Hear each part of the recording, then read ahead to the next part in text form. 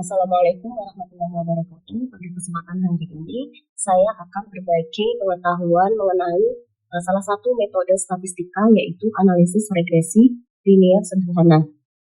Nah, metode ini merupakan metode statistika untuk melihat pengaruh antara dua variabel, yaitu pengaruh variabel yang bebas dan variabel terikat.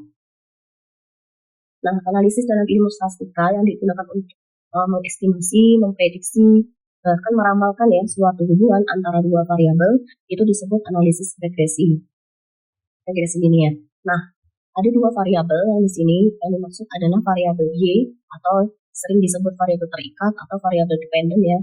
Nah, ini merupakan variabel yang dipengaruhi oleh variabel lain, di mana variabel lain tersebut dinamakan variabel x atau variabel bebas. Sehingga variabel bebas ini artinya adalah variabel yang mempengaruhi besarnya variabel y. Nah, pada materi sebelumnya itu ada yang namanya analisis korelasi. Nah, analisis korelasi atau itu melihat hubungan dua variabel. Nah, ada dua jenis hubungan atau korelasi, yaitu korelasi positif dan negatif. Nah, korelasi positif itu jika kedua variabel ini bergerak arah yang sama atau searah ya. Nah, selain itu ada lagi yang disebut dengan korelasi negatif, yaitu jika kedua variabel ini bergerak ke arah yang berlawanan. Nah, berbeda ya dengan analisis regresi, sedikit berbeda. Kalau analisis korelasi kemarin ini hanya melihat besarnya kekuatan dan arahnya hubungan antara dua variabel. Namun, kalau analisis regresi, ini adalah hubungan yang mengandung unsur sebab akibat atau disebut dengan causal relationship. Sehingga biasanya interpretasi analisis regresi linear itu ada pengaruh variabel bebas terhadap variabel terikat. Nah, misalnya ya, diberikan contoh dua variabel pasangan ya, yaitu variabel IPK, data IPK, dan variabel jumlah kehadiran mahasiswa. Nah, kira-kira dalam konteks analisis regresi, manakah yang menjadi variabel X dan variabel Y, atau mana yang menjadi variabel yang mempengaruhi atau variabel bebas dan variabel tidak bebasnya atau variabel terikat. Nah, sehingga supaya kita bisa menginterpretasikan apakah ini IPK ini berpengaruh dengan jumlah kehadiran mahasiswa atau sebaliknya jumlah kehadiran mahasiswa berpengaruh terhadap IPK. Kemudian juga ada data biaya contoh, biaya promosi, dan hasil penjualan. Nah, manakah ini yang menjadi variabel X dan variabel Y? Kemudian ada data jumlah kasus demam berdarah dan curah hujan. Kira-kira supaya kedua pasangan, maksudnya pasangan tiga pasangan data tersebut supaya bisa dianalisis menggunakan analisis regresi linear ini, manakah yang menjadi variabel X dan variabel Y?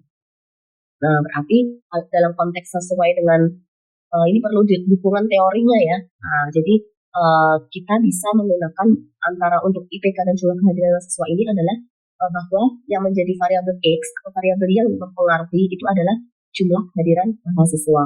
Sedangkan variabel Y-nya adalah data IPK. Sehingga nanti bisa kita meneliti bahwa jumlah kehadiran mahasiswa ini berpengaruh terhadap IPK atau bukan. Nah, kemudian kalau biaya promosi dan hasil penjualan, kalau menjadi variabel X itu adalah biaya promosi dan variabel Y-nya itu adalah hasil penjualan. Sehingga biaya promosi berpengaruh terhadap hasil penjualan. Nah, begitu pula dengan untuk jumlah kasus DBD dengan curah hujan, maka kita bisa meneliti pengaruh curah hujan terhadap jumlah kasus DBD.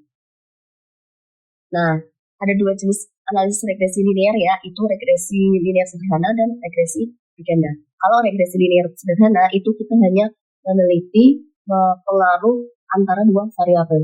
Nah, dalam hal ini adalah satu variabel X terhadap satu variabel Y. Nah, sedangkan kalau analisis regresi linear berganda itu adalah lebih dari satu variabel X terhadap satu variabel Y. Nah, pada kesempatan kali ini kita akan membahas tentang regresi linear sederhana dulu.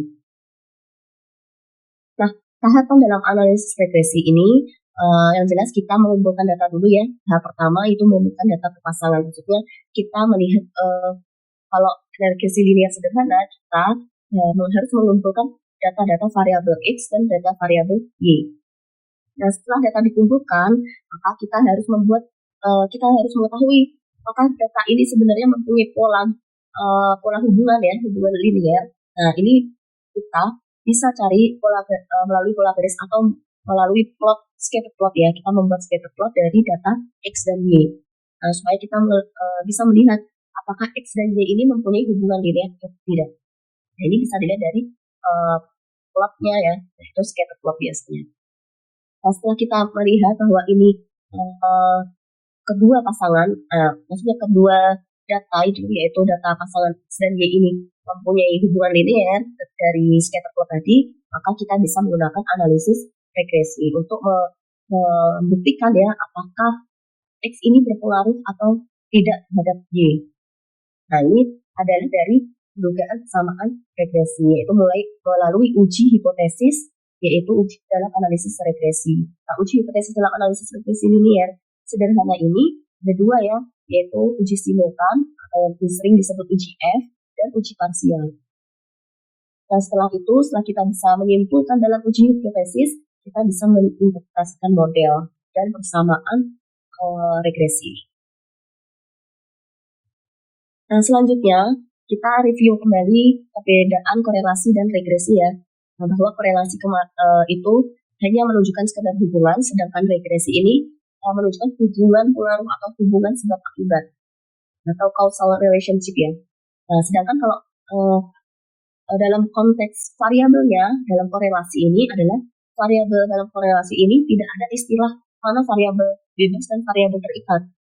Nah, berbeda dengan regresi, kalau regresi ini karena ada hubungan sebab akibat, maka variabel ini dibedakan antara mana variabel bebas dan variabel terikat. Mana variabel yang mempengaruhi dan mana variabel yang dipengaruhi. Itu perbedaan dari korelasi dan regresi. Nah, ini ya, regresi ya, kalau misal kita hanya melihat satu variabel bebas, maka disebut regresi linear sederhana. Nah, sedangkan lebih dari satu variabel bebas, maka kita bisa menggunakan regresi linear berganda. Nah, dalam hal ini ya, regresi linear ini, apa sih yang dimaksud linear di sini? Nah, linear di sini adalah linear dari parameternya. Parameternya ini adalah, kalau dalam persamaan ya, model regresi ini adalah betanya ya. Gitu. Nah, jadi dia mempunyai hubungan antara X dan Y-nya itu, dia membentuk garis linear. Nah, sedangkan kalau dalam analisis regresi linear sederhana ini adalah mengindikasikan banyaknya variabel bebas yang diteliti. Nah, dalam hal ini kalau sederhana ini adalah variabel bebasnya itu hanya satu saja. Nah, kemudian hubungan antara X dan Y ini dinyatakan dalam fungsi linear ya, tadi ya linear ini. Linear ini adalah order 1. Order 1 adalah berarti di sini X di sini itu adalah pangkat 1 ya. Parameternya ini di sini pangkat order 1. Nah, inilah model model regresi linear sederhana, yaitu Y sama dengan beta 0 dan beta 1 fix plus error. Error di sini adalah karena kita menggunakan metode statistika. Statistika ini berdasarkan ada standar error yang kita gunakan, sehingga ada di sini error. Di sini adalah selisih antara Y di sini adalah amatannya data aktual, data hasil dari variabel terikatnya dengan variabel nanti yang kita estimasikan. Kalau kita sudah menguji menggunakan analisis regresi linear sederhana dan kita sudah terbukti ya bahwa X ini berpengaruh terhadap Y, maka kita bisa membentuk persamaan regresi tersebut. Nah, di sini adalah Y hat ya. Y hat ini adalah hasil estimasi dari variabel terikatnya. Sehingga di sini errornya sudah hilang kalau kita sudah membuktikan bahwa regresi linear sederhana ini adalah cocok dalam data yang kita gunakan.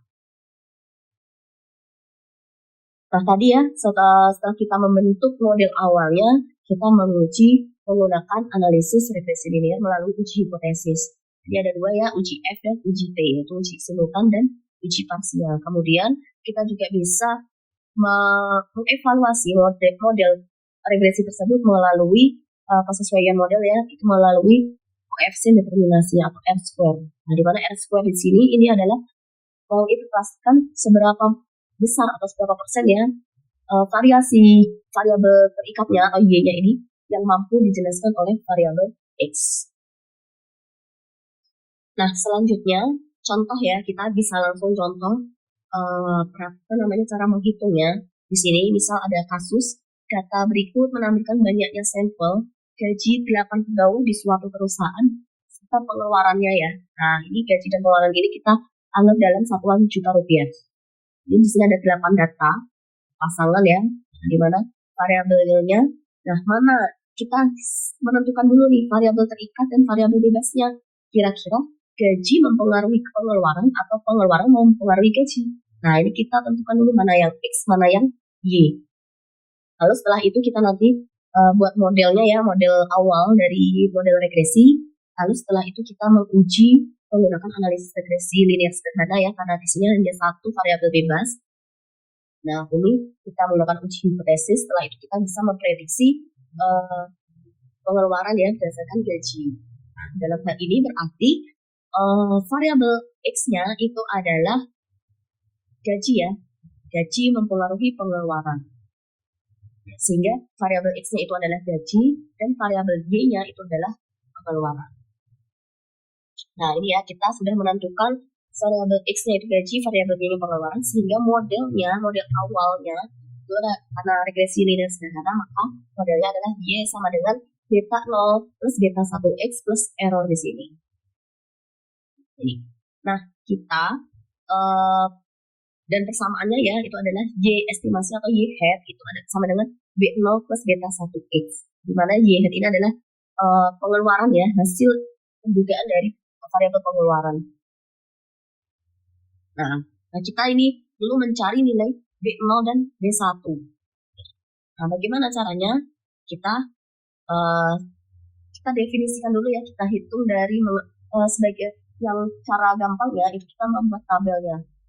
Nah, ini ya kita tabel tadi, ini data aktualnya ya, data aslinya X dan Y ini. Nah, kita hitung dulu X kali Y-nya dulu di sini, X kali Y, sehingga 2 dikali 1,9. Nah, di sini adalah 3,8.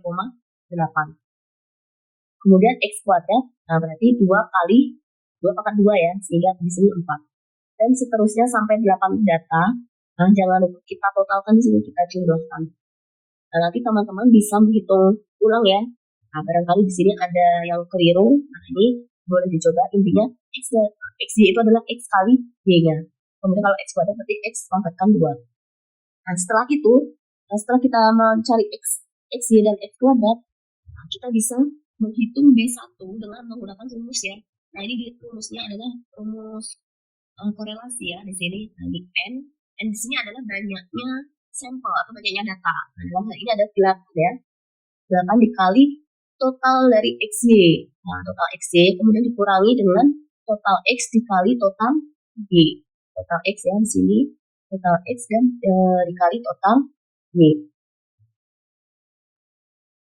Nah, kemudian dibagi dengan tadi ya N-nya ini adalah jumlah data, lalu dikali dengan totalnya X kuadrat. Nah, di sini ya, X kuadratnya dulu, baru ditotal.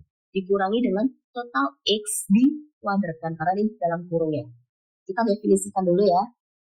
Nah, sekarang kalau B0 itu adalah rata-rata ya, rata-rata Y, dikurangi dengan B1 kalau kita sudah berhasil ya menghitung B1. Nah, B1 ini dikali dengan rata-rata X. Nah, kita definisikan dulu ya N ya. N di sini adalah 8, sehingga di sini kita tulis 8, lalu dikalikan dengan total XY. Sini ya, total XY ya. Total XY itu berarti 32,87 di sini. Sehingga di sini kita 8 dikali 32,7. Boleh kita bulatkan. Kemudian dikurangi dengan total X. Nah, kita total X dulu ya. Nah, total X adalah 17 ya, 17,125. Nah, di sini dikalikan dengan total Y. Total Y adalah 14,7. Nah, dibagi dengan N juga.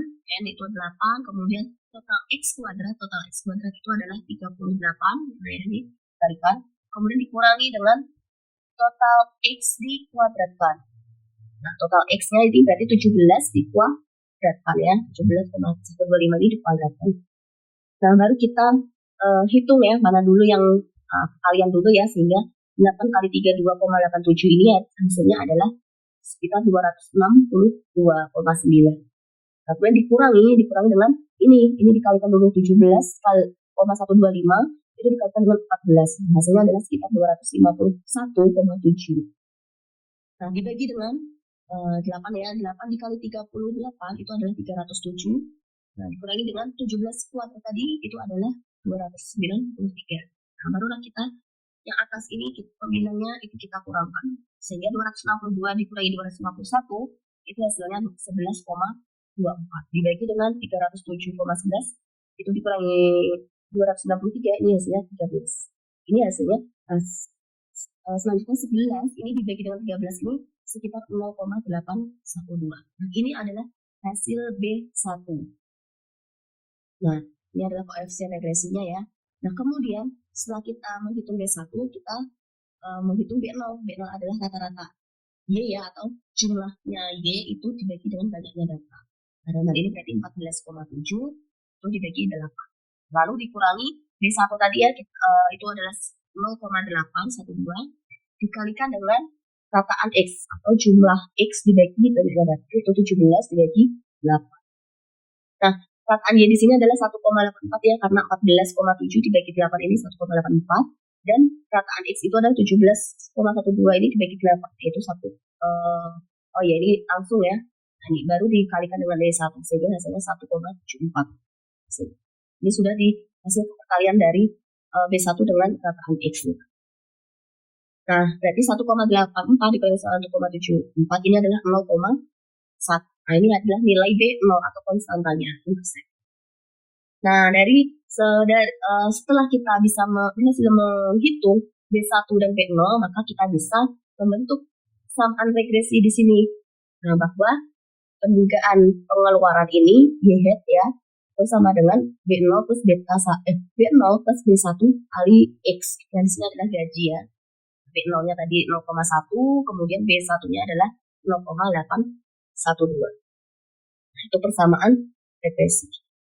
Nah, ini baru pendugaan persamaannya ya. Nah, kita belum menguji hipotesis apakah secara signifikan betul nggak sih gaji ini mempengaruhi pengeluaran atau tidak. Nah, maka kita menguji yang namanya ada uji simultan dan pasif.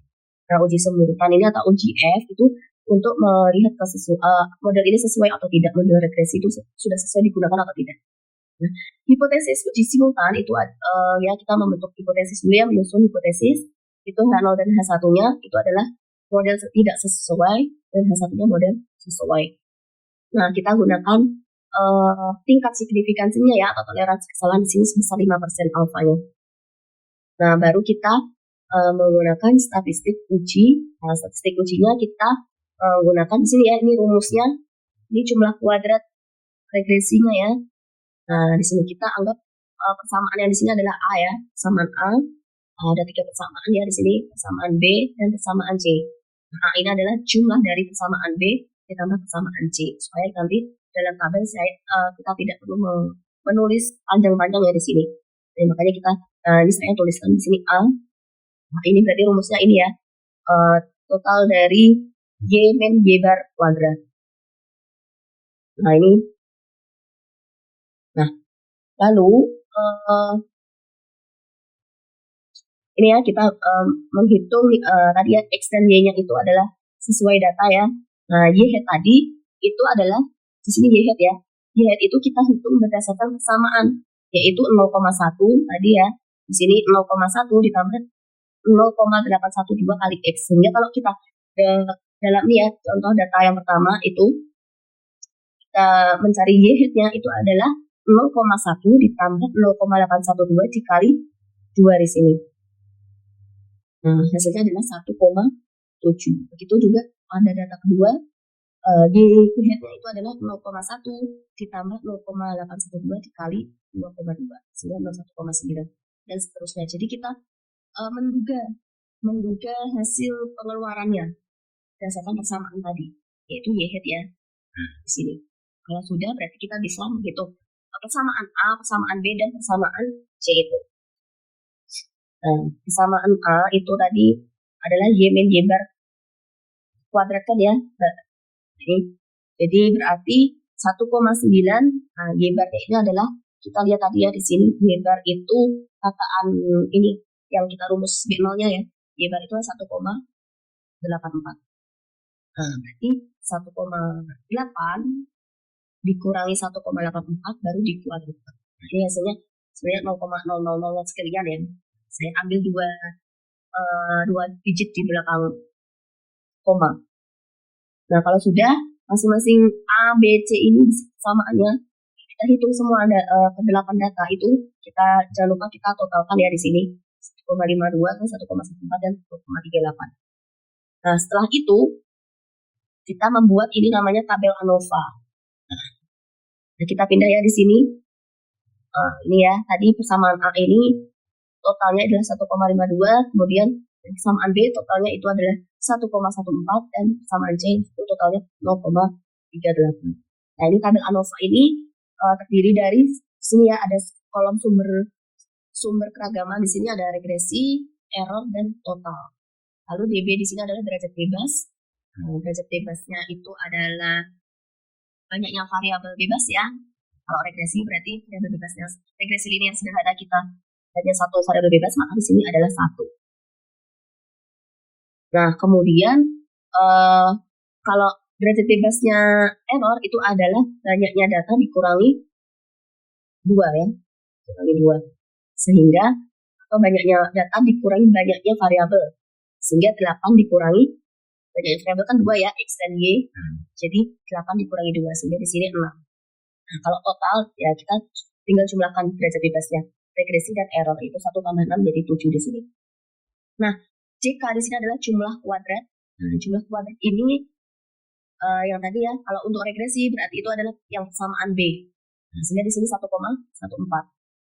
Nah, kemudian kalau jumlah kuadrat error atau jumlah kuadrat gelap itu adalah 0,8, yaitu persamaan C tadi ya. Nah, ini persamaan C. Nah, kalau total tinggal kita totalkan ya, 1,14 ditambah 0,38 hasilnya 1,52. Nah, ini adalah yang sama anak tadi. Nah, kalau kita mencari KP di sini adalah kuadrat tengah. Nah, KP ini adalah perbandingan dari jumlah kuadrat dengan derajat bebasnya. Nah, kalau untuk KPR ya, berarti KP milik regresi, kuadrat tengah milik regresi, maka adalah 1,14 jumlah kuadratnya di sini milik regresi dibagi dengan derajat bebasnya. Jadi 1,14 dibagi 1. Nah, hasilnya 1,14. Nah, 1,14 dibagi dengan 1. Nah, kalau kuadrat tengah galak yaitu berarti 0,38 ya, maaf ya tulisannya jelek, dibagi dengan derajat bebasnya yaitu dibagi 6. Nah, hasilnya adalah 0,06. Nah, lalu F hit ini adalah hasil perhitungan F ya. Nah, F hitung.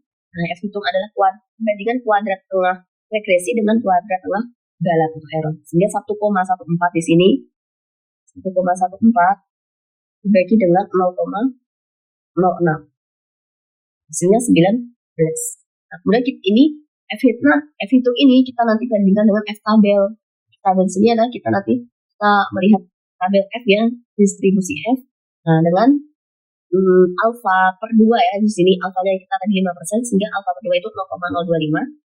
Dengan derajat bebasnya yaitu regresi dan errornya, yaitu 1 dan 6. Nah, ini tabel ini kalau lihat tabel itu adalah untuk alfa 5% dengan derajat bebas 1 dan 6 itu adalah 8,81. Nah, ini F hitung ini kita bandingkan dengan F tabel 19 ini kita bandingkan apakah lebih besar atau lebih kecil dari 8,81. Nah, keputusannya apabila F hitung ini lebih besar dari F tabel, maka kita dapat menolak H0. Nah, ini ya, kita menolak H0 karena F hitung lebih besar dari F tabel. Artinya 19 ini lebih besar, memang lebih besar dari 8,81. Sehingga kita tolak H0. Nah, karena kita menolak H0 dari uji simultan ya, nah, maka kita menyimpulkan bahwa dengan tingkat 95%. Kenapa 95%? Karena kita menggunakan alfa atau tingkat kesalahan 5% ya. Terbukti bahwa model regresi sesuai digunakan pada data. Nah, ini untuk uji simultan. Setelah model sudah sesuai ya terbukti, maka selanjutnya adalah menguji parsial, menguji P di sini biasanya. Nah, hipotesisnya itu adalah ini ya, kita bisa menggunakan redaksi langsung dalam kasus ini. Nah, untuk H0 berarti gaji tidak berpengaruh terhadap pengeluaran.